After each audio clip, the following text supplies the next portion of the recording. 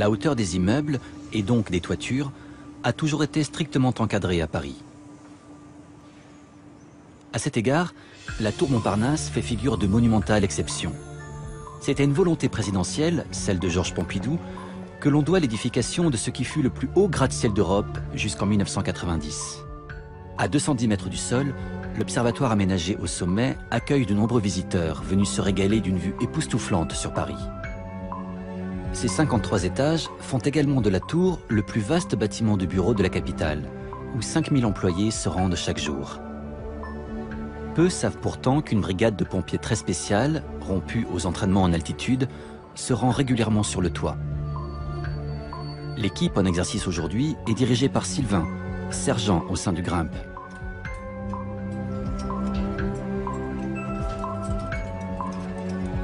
Le Grimpe, c'est le groupe de reconnaissance et d'intervention au milieu périlleux.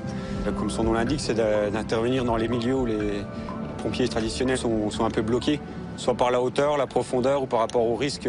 Souvent, c'est principalement le risque de chute. En fait, on est un peu une boîte à outils pour eux. On leur offre des possibilités pour pouvoir continuer l'intervention dans des bonnes conditions.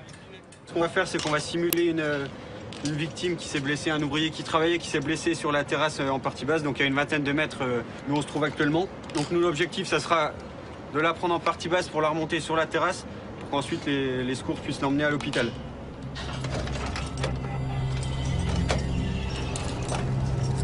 Le Grimpe, ça reprend principalement des techniques de travail sur corde, donc tout ce qui est utilisé en spéléologie, en alpinisme, toutes ces choses-là.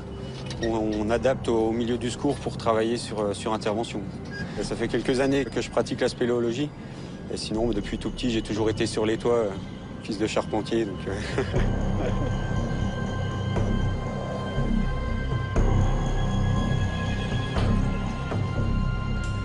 Les premières interventions qu'on fait, c'est principalement du brancardage de personnes blessées ou malades.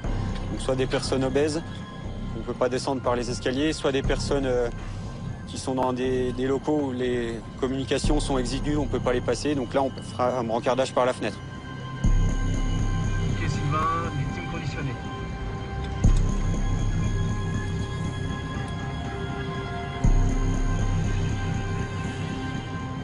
Les 18 pompiers de cette brigade d'élite, basée en Seine-Saint-Denis, interviennent en moyenne 160 fois par an à Paris et dans la Petite Couronne. Outre les blessés, il peut s'agir d'aller récupérer un laveur de vitres bloqué dans sa nacelle ou de sécuriser un échafaudage pendant une tempête. Parfois, cela peut être plus traumatisant. Après, les interventions souvent les plus compliquées, c'est les personnes menaçant de se jeter dans le vide, où là, la personne bouge. L'objectif, c'est d'aller l'atteindre pour communiquer avec elle, éviter qu'elle saute.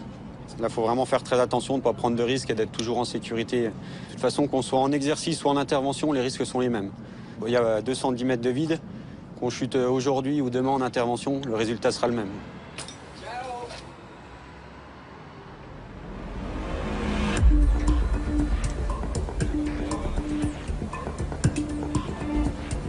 Après, c'est un métier qui est intéressant parce qu'on fait des choses particulières. Au niveau exceptionnel. De toute façon, dans les endroits où on va chercher quelqu'un qui y est allé. Donc, c'est que c'est possible d'y aller.